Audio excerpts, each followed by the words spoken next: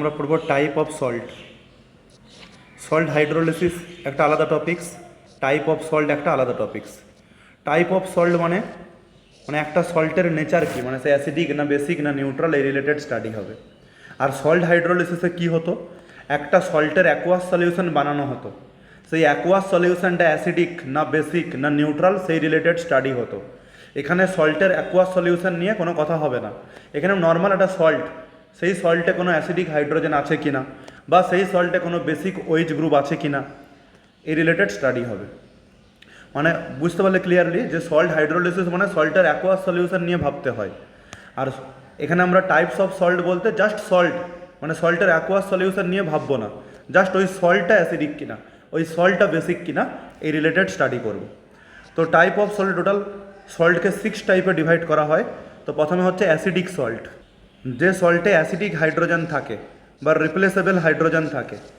ধরো NaHSO4 বা NaHCO3 বা ধরো Na2HPO4 বা ধরো NaHS etc, এগুলো অ্যাসিডিক সল্ট। অ্যাসিডিক সল্ট কেন বলা হলো না, এই সমস্ত সল্টে দেখো অ্যাসিডিক প্রোটন আছে। এই যে ধরো NaHSO4, এটা H2SO4 থেকে তৈরি হয়েছে, তো H2SO4 এর একটা প্রোটন বেস দ্বারা রিপ্লেস হয়েছে, তো এখনও একটা অ্যাসিডিক প্রোটন থেকে গেছে, তাহলে ওই সল্টে অ্যাসিডিক প্রোটন আছে বলে সল্ট অ্যাসিডিক।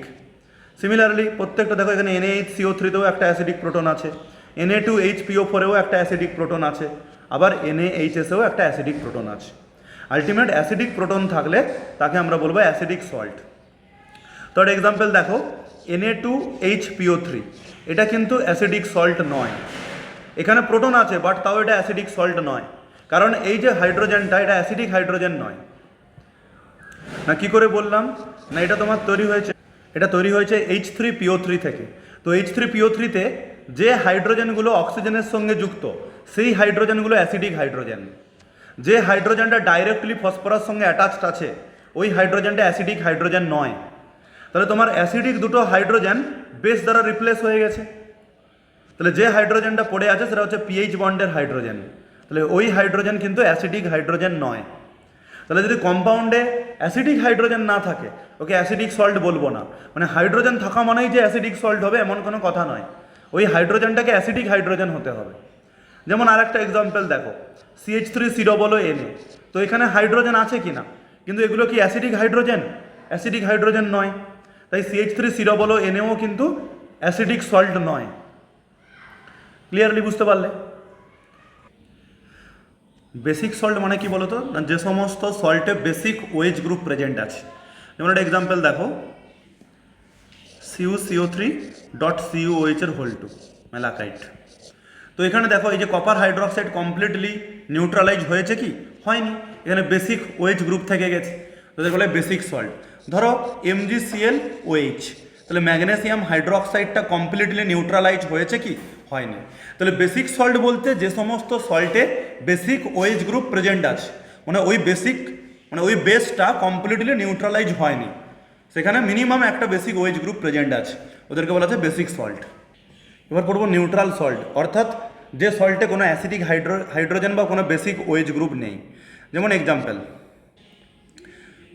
দেখো, নিউট্রাল সল্টের আন্ডারে আসবে CH3COONA, NaCN, Na2CO3 etc। মানে যদি বলতাম যে NaCN এর অ্যাকোয়াস সলিউশনটা অ্যাসিডিক না বেসিক না নিউট্রাল, তখন উত্তর বেসিক হতো, সল্ট হাইড্রোলিসিসে পড়েছো। কিন্তু এখানে আমি বললাম কোনটা neutral salt, just aqueous solution টার্মটা এখানে মেনশন নেই, তাই কোনটা নিউট্রাল সল্ট যদি জানতে চাইলাম তুমি দেখবে ওখানে কোনো বেসিক ওএইচ গ্রুপ বা কোনো অ্যাসিডিক হাইড্রোজেন আছে কি নেই। যদি কোনো অ্যাসিডিক হাইড্রোজেন বা বেসিক ওএইচ গ্রুপ না থাকে তাহলে সে নিউট্রাল সল্ট।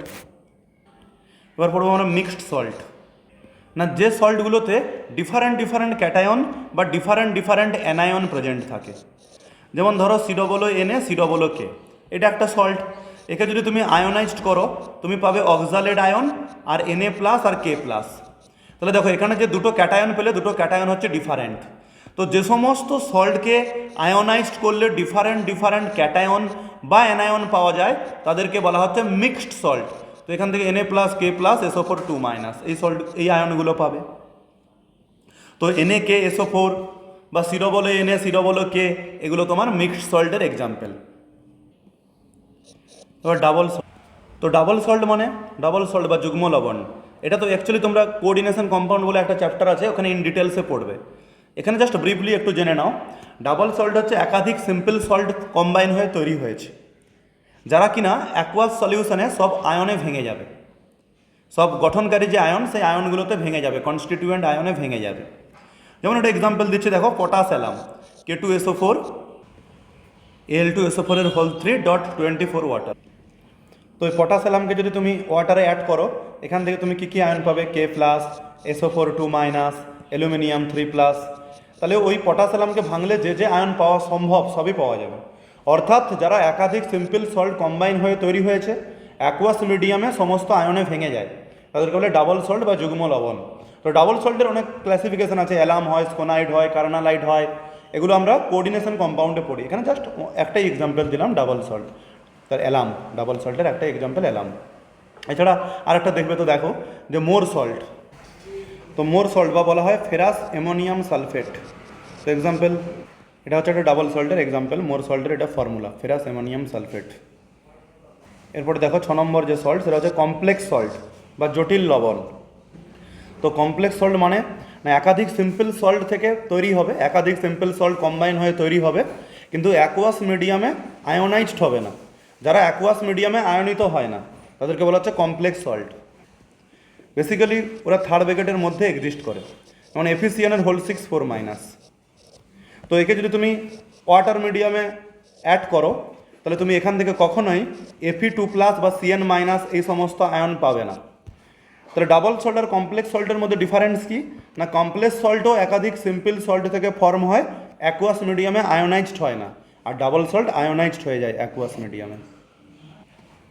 তো তোমাদের যদি বলি Na3PO3 এই সল্টের এক্সিস্টেন্স আছে কি নেই, Na3PO3, তাহলে Na3PO3 কোথা থেকে পেয়েছো না H3PO3 থেকে।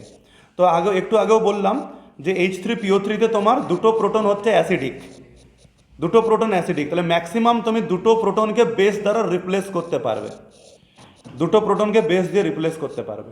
কখনোই তুমি এই প্রোটনটাকে বেস দিয়ে রিপ্লেস করতে পারবে না, কারণ এই প্রোটনটা ফসফরাসের সঙ্গে অ্যাটাচড, এটা কিন্তু অ্যাসিডিক প্রোটন নয়, তাই এই প্রোটনকে বেস দ্বারা রিপ্লেস করা যাবে না, তাই Na3PO3 এক্সিস্ট করতে পারে না, Na3PO3 পাওয়া সম্ভব নয়।